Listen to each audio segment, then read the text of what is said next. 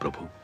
ब्रह्मा के परामर्श पर भगवान शिव इस धरती को स्वच्छ करना चाहते हैं। उन्होंने धरती को जलमग्न करने का निर्णय कर लिया है। आने वाली अमावस्या को आकाश से ऐसा वज्रपात होगा कि कानों को ध्वनि सुनाई नहीं देगी। ऐसी वर्षा होगी मनु कि मानो लगेगा कि आकाश में छेद हो गया। जल का एक रेला आएगा और यह धरती गहरे जल में डूब जाएगी। मैं तुम्हें डूबने से बचाना चाहता हूं मनु। मैं आपकी कृपा और अनुकंपा को कैसे धन्यवाद दूं, परंतु हे जगदीश्वर, जब समस्त धरती ही डूब जाएगी, मानव जाति ही नष्ट हो जाएगी, तो मैं अकेला बचकर क्या करूंगा?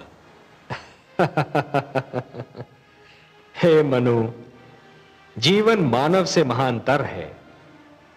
मानव को मृत्यु आ सकती है, परंतु जीवन कभी नहीं मरता।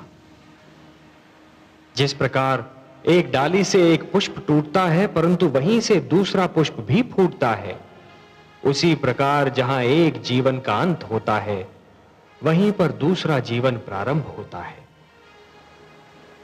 एक पीढ़ी चली जाती है परंतु वहीं दूसरी पीढ़ी पहली पीढ़ी के स्थान को रिक्त नहीं रहने देती। यही जीवन की परंपरा है।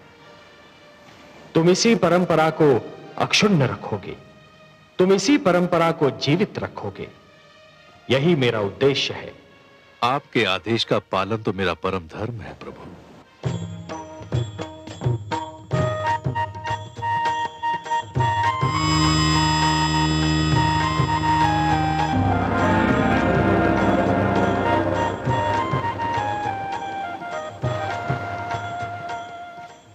मनु, जल प्लावन के समय तुम अपनी धर्म पत्नी शतरूपा के साथ इस नौका पर सवार हो जाना। अपने अतिरिक्त इस नौका पर समस्त पशु पक्षियों का एक एक जोड़ा और उन सारे पौधों के बीज भी रख लेना जिन्हें तुम आवश्यक समझते हो। मैं मत्स्य के रूप में आऊंगा। तुम इस नौका को मेरे सींग से बांध देना। मैं तुम्हारी नौका को सुमेरु पर्वत पर ले जाऊंगा, जहां पहुंचकर तुम्हें एक नवीन जीवन का निर्माण करना होगा, एक नए मानव को जन्म देना होगा। जो आदेश प्रभु। मैं आपके आदेश का अक्षरशः पालन करूंगा।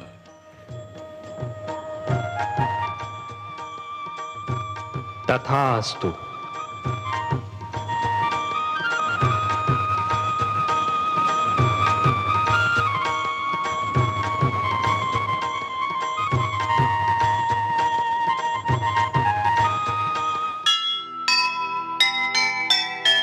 होते हैं संसार के संकट में जब प्राण, तब तब आते हैं प्रभु करने को कल्याण। कभी ना होने देंगे वो मानवता का नाश।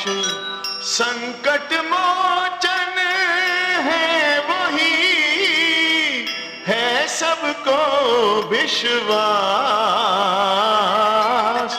है सबको विश्वास।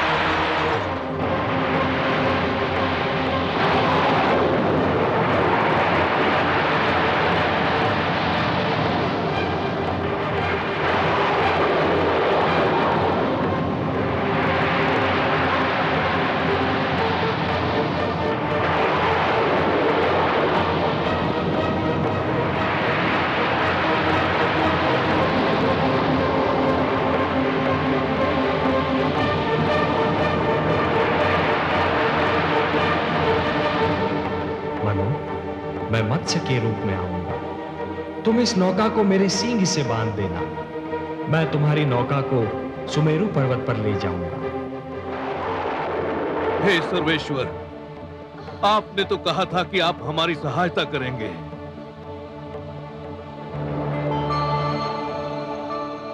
शांताकारं भुजगशयनं पद्मनाभं सुरेशं विश्वाधारं गगनसदृशं मेघवर्णं शुभांगं लक्ष्मीकान्तं कमलनयनं योगिभिर्ध्यानगम्यं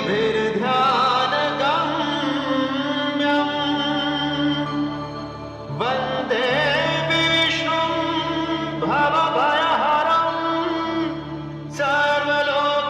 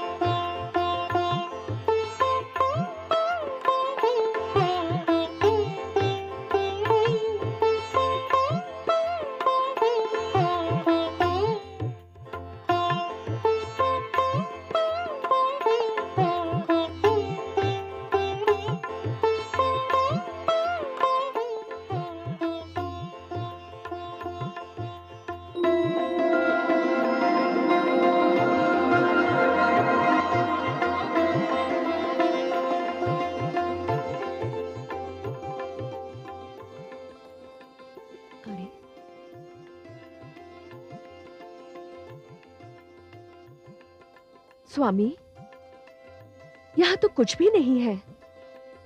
एकदम निर्जन स्थान लगता है। ऐसा मत कहो देवी, यहां हम हैं और यहां वो है जो कण कण में रमते हैं।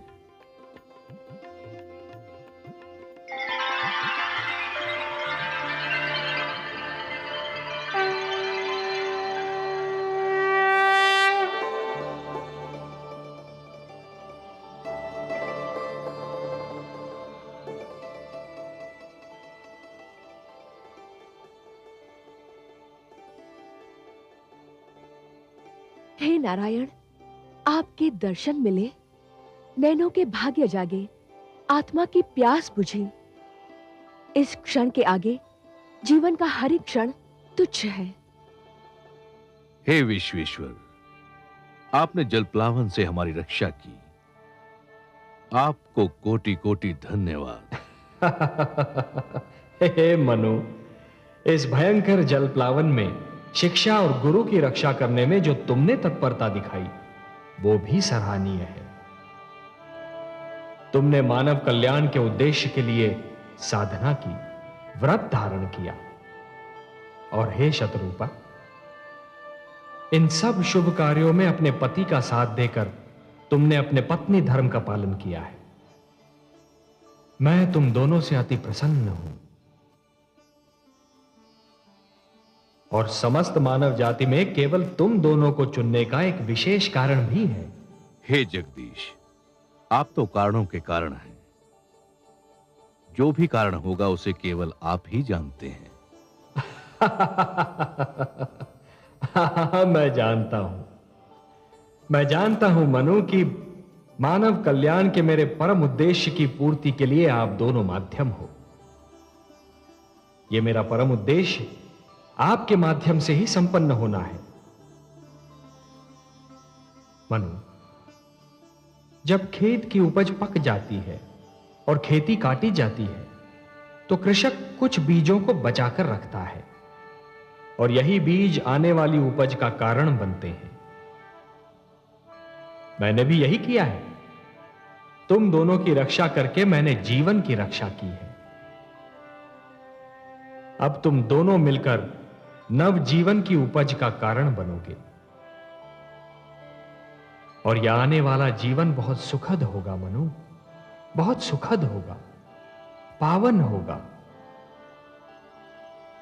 और तुमने सप्त ऋषियों के इस समूह को अपने साथ में लाकर एक बहुत बड़ा कार्य किया है, क्योंकि आने वाले जीवन की महान आवश्यकता होगी शिक्षा। हे सर्वव्यापी, हे रहस्य ज्ञाता, नवजीवन को जो शिक्षा मिलेगी वो तो केवल आप प्रदान कर सकते हैं। आप मुझे ज्ञान दीजिए, ये शिक्षा क्या होगी, कैसी होगी? हे वैवास्वत, मानव बड़ा विचित्र प्राणी है और उसका इतिहास भी उतना ही विचित्र है। उठता है तो देवता बन जाता है और गिरता है तो दानव।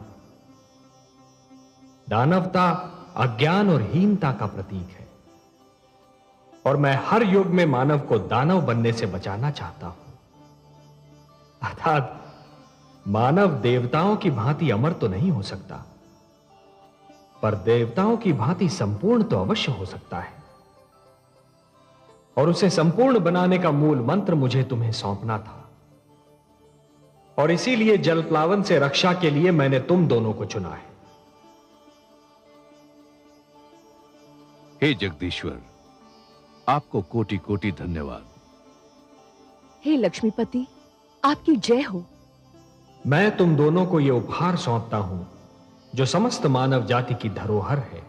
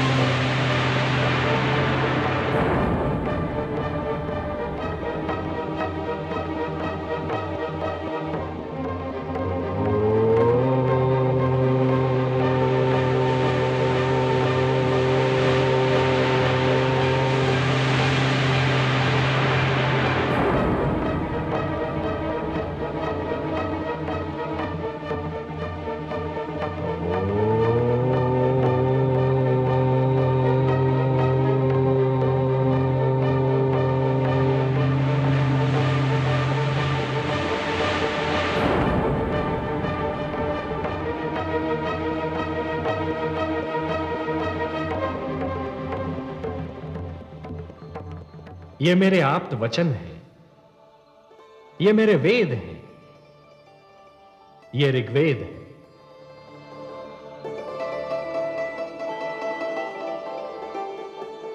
ये यजुर्वेद,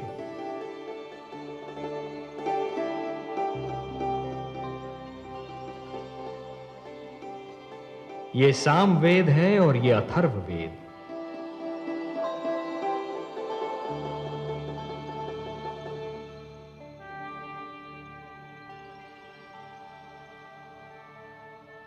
ये मेरे सबसे बड़े वरदान हैं। मानवता को ये मेरा उपहार है।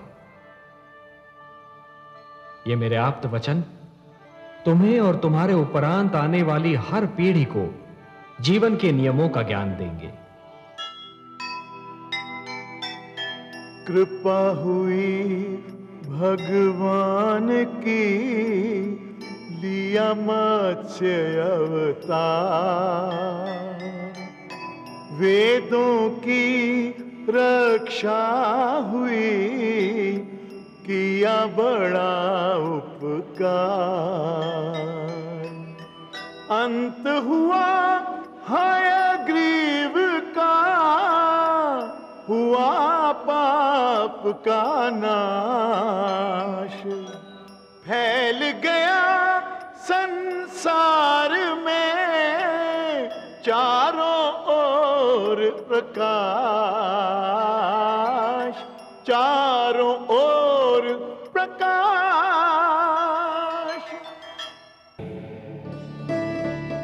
यह वेद मानव को धरती और आकाश, मानव और देवता तथा आत्मा और परमात्मा के आपसी संबंध का ज्ञान देंगे। इनमें वो सारे मंत्र निहित हैं जो जन्म से मृत्यु तक मानव की हर समस्या का समाधान बनेंगे। हे मनु, मेरे आप्त वचन मानव को प्रकृति से शक्ति प्राप्त करने की प्रेरणा देंगे, जीवन से प्रेम करने की शिक्षा देंगे। ये तुम्हारे मार्ग के दीपक हैं। और हे सप्तऋषिगण, आप इन मंत्रों के सर्वप्रथम दृष्टा हैं। धन्य हो प्रभु, आप वास्तव में कृपा निधान हैं। अपने आप्त वचन का दृष्टा बनाकर आपने हमें यह भी ज्ञान दिया कि हमारे अस्तित्व का उद्देश्य क्या है, हमारा लक्ष्य क्या है। हे मनु और शतरूपा, तुम्हें इनकी रक्षा करनी होगी। इस धरोहर को मानव जाति तक पहुंचाना होगा। हे नीलकांत, मैं वचन देता हूं कि मानवता की इस धरोहर की मैं अपने प्राणों से भी अधिक रक्षा करूंगा। हे लक्ष्मीपति, मैं आपके आप्त वचन को अपने तन मन में यूं सुरक्षित कर लूंगी कि इनकी शिक्षा मेरा दूध बनकर मेरी संतान के रक्त में घुल जाएगा। तो फिर संभालो अपनी धरोहर को। मेरे क्षीर सागर लौटने का समय आ गया है।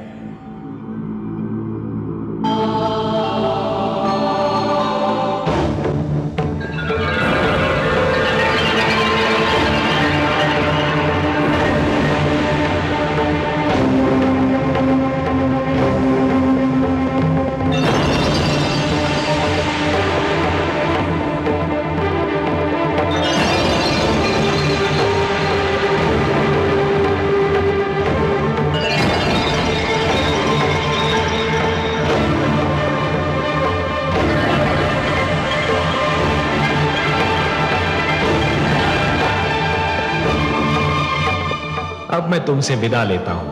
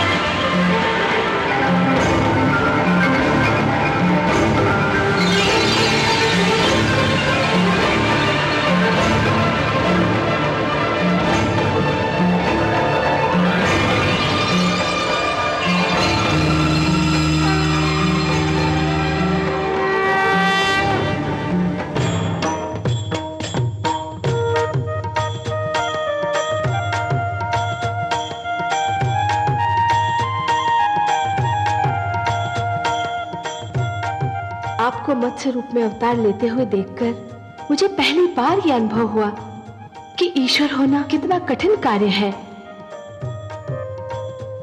ईश्वरत्व की कठिनाइयों का अनुभव केवल ईश्वर ही कर सकता है। आपने अपना इतना सुंदर रूप छोड़कर मत्स्य रूप धारण किया। कितना कठोर था यह निर्णय। प्रिय, भक्तों के लिए तो मैं कुछ भी कर सकता हूं।